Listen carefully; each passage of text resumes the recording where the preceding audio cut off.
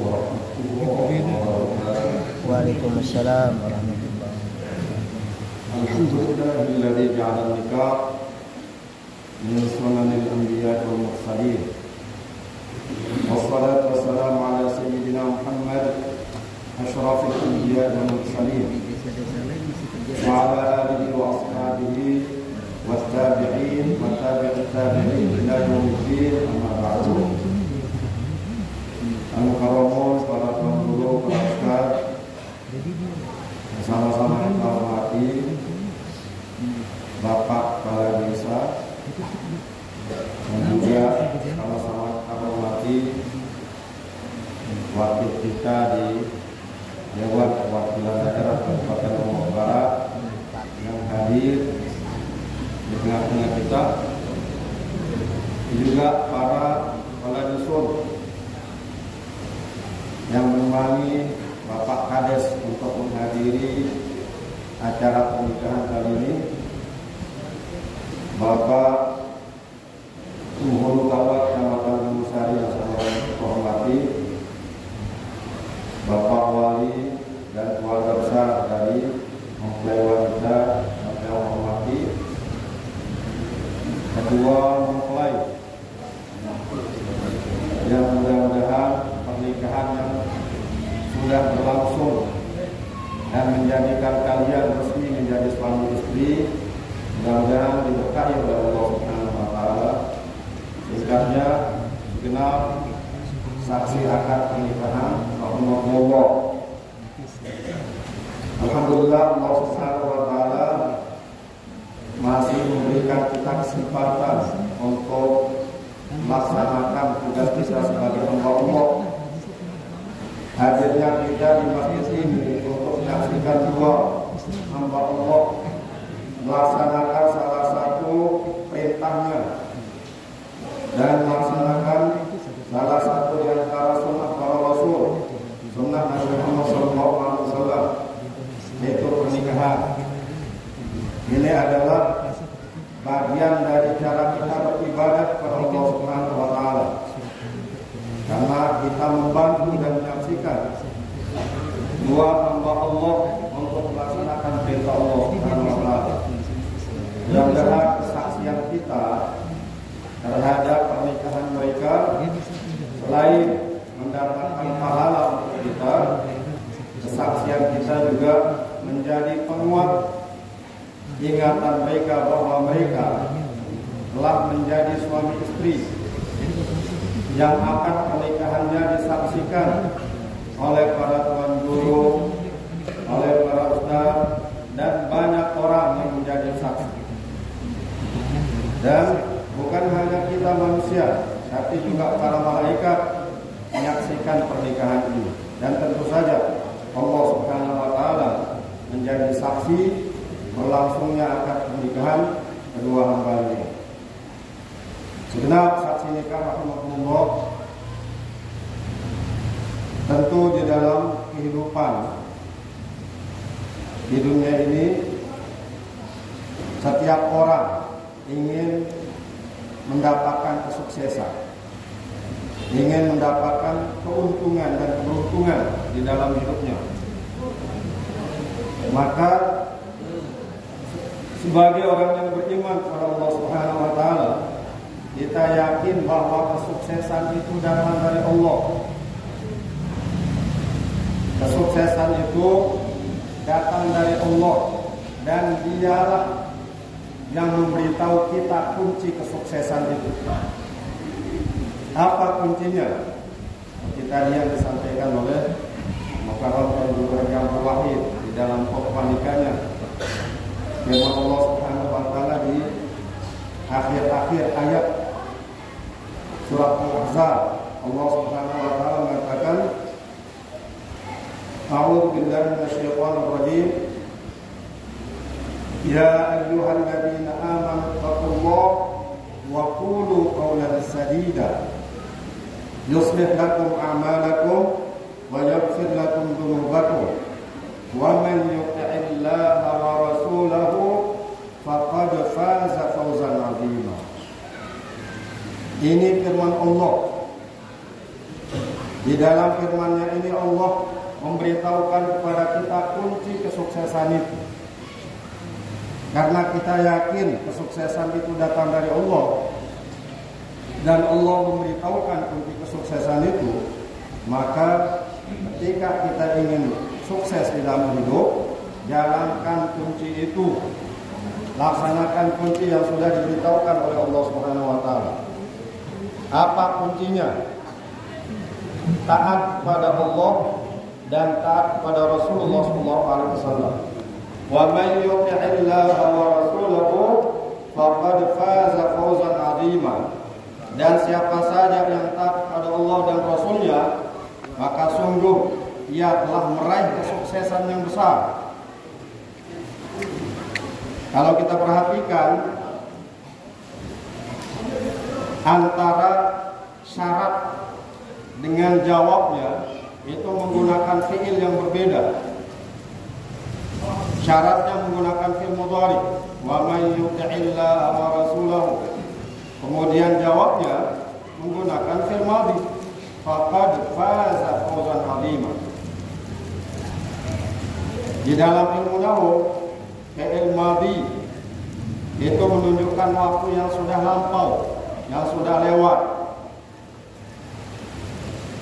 Kalau sesuatu yang belum terjadi Allah sebutkan dengan fi'il atau kata kerja yang menunjukkan waktu yang sudah lewat, itu menunjukkan kepastian. Dia belum terjadi, tapi Allah gunakan kata kerja yang tujuannya sudah lewat, waktunya sudah berlalu. Itu menunjukkan kepastian. Apalagi fi'il ini didahului dengan qad. Qad itu litahqiq, menunjukkan kepastian. Artinya pasti akan mendapatkan suksesan orang-orang yang taat kepada Allah dan kepada Rasulullah sallallahu alaihi wasallam.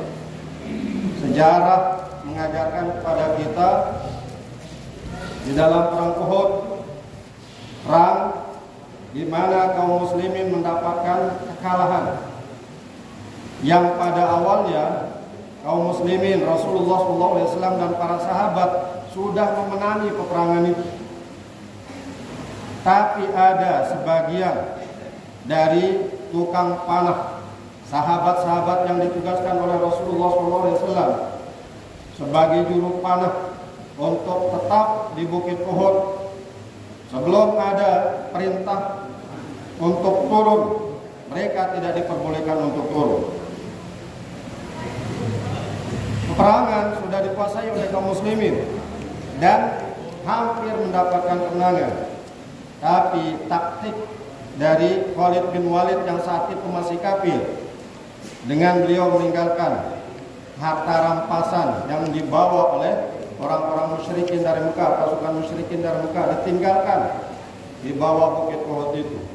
Itu yang memancing sebagian tukang panah yang ada di Bukit Uhud itu untuk turun. Hanya beberapa orang yang tinggal. Sementara Khalid bin Walid naik ke Bukit Uhud dari belakang bukit, sehingga sahabat-sahabat juru panah yang masih tinggal di atas bukit itu dengan mudah bisa dikalahkan. Sehingga peperangan berbalik dikuasai oleh kaum musyrikin sampai akhirnya kaum muslimin mendapatkan kekalahan. Kenapa itu terjadi? Kenapa kekalahan dialami oleh kaum muslimin di dalam perang Uhud?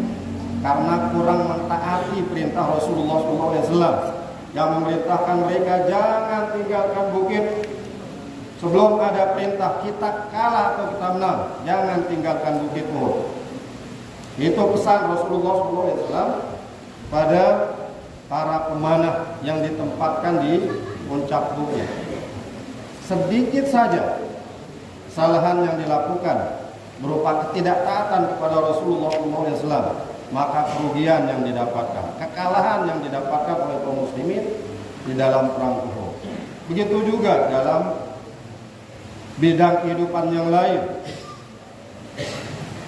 Suatu negara kalau ingin sukses menjadi negara yang maju dan menjadi negara yang diridhoi oleh Allah Subhanahu wa taala, kuncinya adalah taat kepada Rasulullah SAW, taat kepada Allah. Seorang pedagang ingin sukses di dalam berdagangnya, di dalam bisnisnya, taati Rasulullah SAW, karena Rasul adalah pedagang yang sukses. Begitu juga dalam hal membangun rumah tangga. Rasulullah SAW adalah contoh sukses bagi seorang yang ingin mendapatkan kesuksesan di dalam menjalin hubungan rumah tangga. Tidak ada seorang suami pun selain Rasulullah SAW yang berani menyatakan baiti jannati. Sekaya apapun orang itu, dia tidak berani menyatakan baiti jannati, rumah tanggaku adalah surga. Rasulullah SAW dalam kesederhanaan hidup beliau berani mengatakan baiti jannati, rumah tanggaku adalah surga bagi. Bukan karena tidak ada masalah di dalam rumah tangga Rasulullah SAW, tapi masalah itu selalu dikembalikan kepada Allah Subhanahu wa taala dengan mentaati Allah. Maka semua solusi untuk masalah apapun akan Allah datangkan sehingga masalah-masalah itu bisa terselesaikan.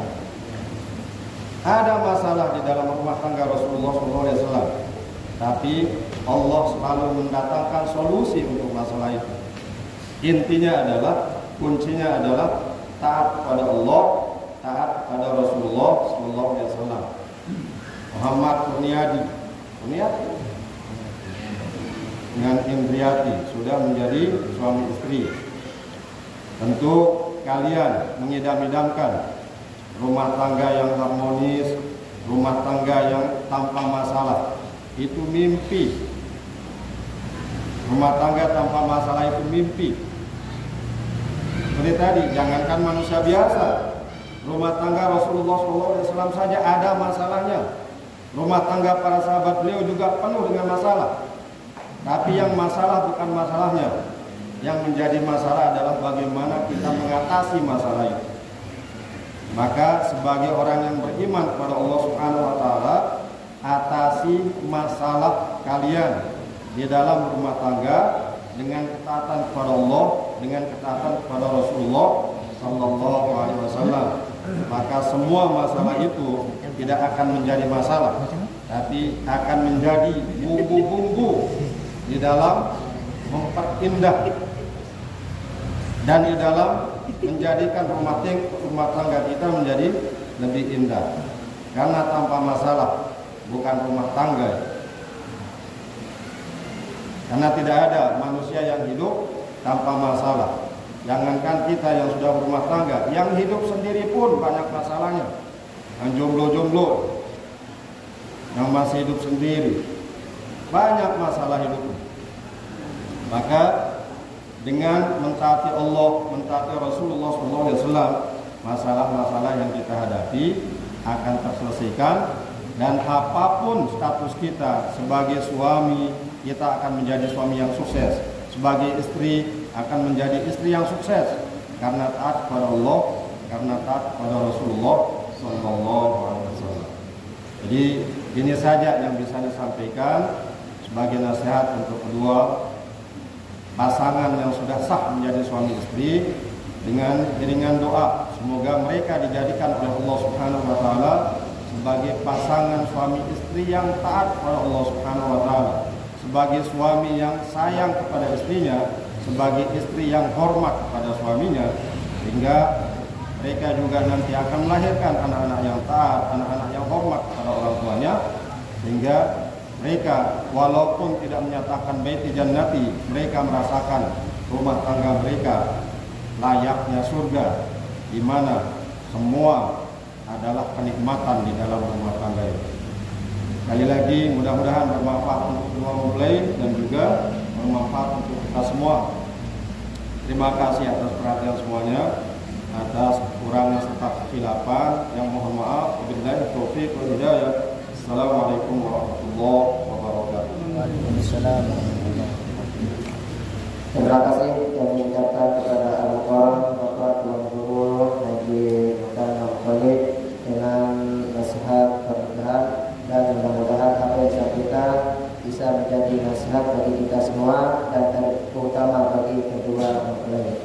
Baiklah, untuk acara yang terakhir yaitu acara musyawarah atau salam-salaman. Untuk mempelai perempuan salaman dengan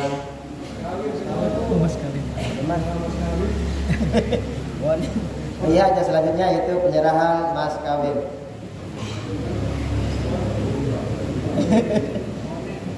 Oh, nek boleh pas.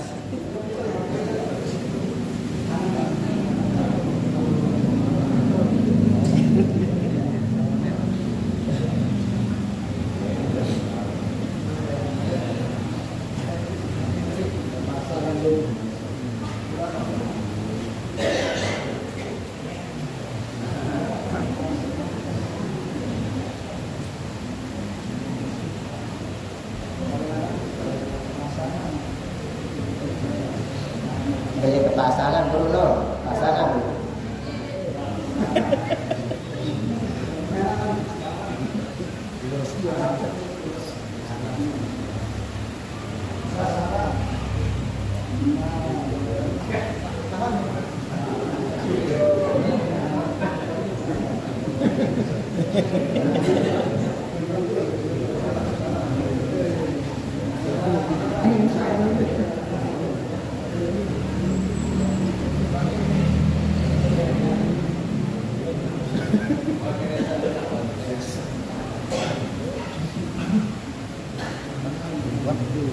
Baik, untuk acara selanjutnya yaitu acara musyawarah atau salam-salaman untuk mempelai perempuan cukup salaman dengan bapak walinya dan untuk mempelai laki kepada sekalian jamaah.